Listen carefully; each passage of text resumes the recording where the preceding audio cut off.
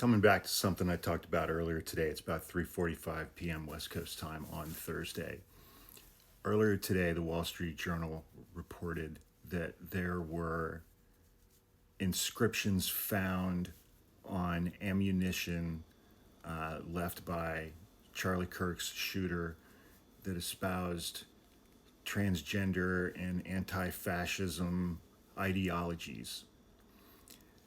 And the New York Times had been doing live updates anytime they got a new piece of information.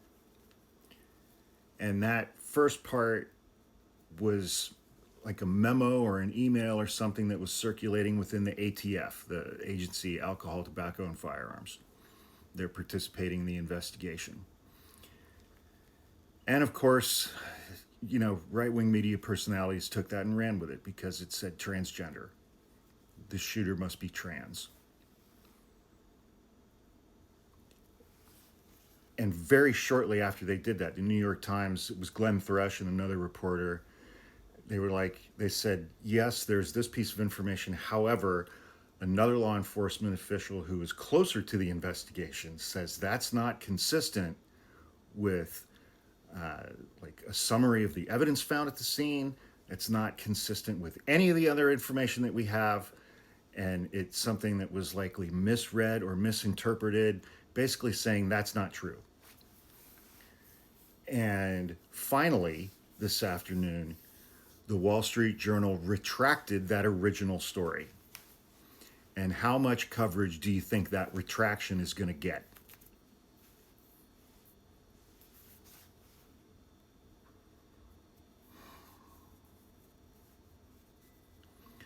And this is just an extension of Donald Trump's 2024 campaign and his anti-trans ads, and people on the right, Charlie Kirk included, who have spent the last decade demonizing the LGBTQ community and specifically demonizing the trans community to the point where it's like I see MAGA TikTokers saying that all mass shooters are trans, when in reality, more than 95% of mass shooters are cisgendered, heterosexual, white men. That first story, the fucking damage is done, man. The damage was done.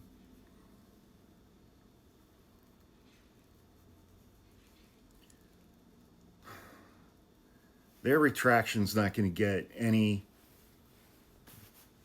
it's not going to stick. It's not going to get the coverage that it needs. It's not going to land on the right. They're not going to be like, oh shit, that first part was wrong. I guess I better take down those 12 TikToks I made about that. And again, it just goes back to, Donald Trump has populated all branches of federal law enforcement with people who are loyal to him.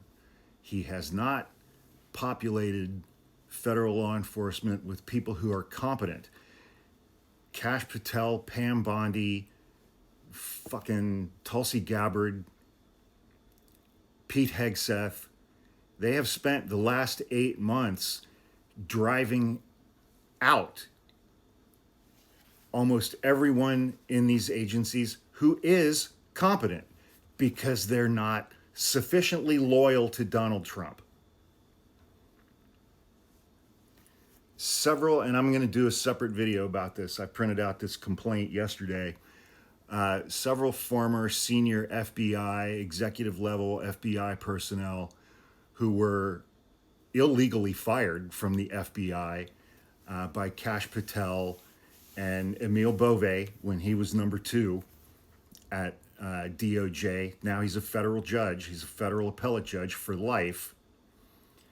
And within that complaint, the plaintiffs go through their questions and their answers that were given to a loyalty test that they had to take. These were career FBI agents who had been there for 20 plus years.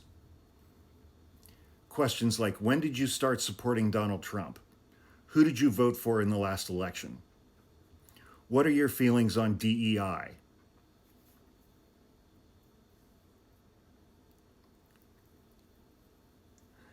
Well, this is what you get when you take away DEI.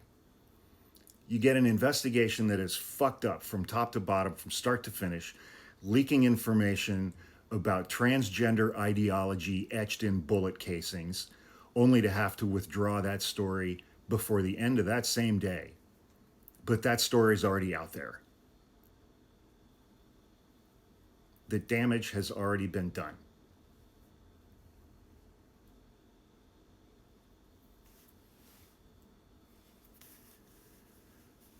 You know,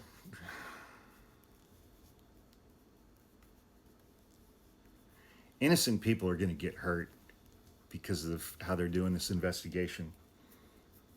Innocent people are going to get hurt.